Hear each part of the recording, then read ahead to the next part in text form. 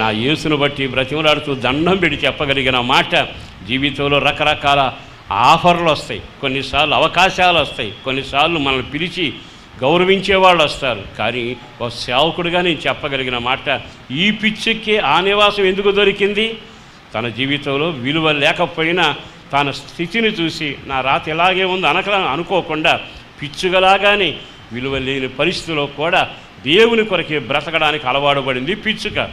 రెండవది, నేను ఎక్కడ ఉన్నా రాలిపోను, నా దేవుడు నన్ను మరువాడు, నిరీక్షణ కలిగిన జీవితం. మూడవదిగా, నేను ఈ ఇంటి పైన కటిక చీకటిలో ఉంటాను, శ్రమ వచ్చింది కనుక పారిపోను. శ్రమలు వచ్చిన తర్వాత ఎంతమంది సంఘాన్ని వదిలేరు, శ్రమలు వచ్చినాక ఎంతమంది దూరం అయిపోయారు, శ్రమలు వచ్చాక ఎంతమంది సహవాసాన్ని మానుకున్నారు.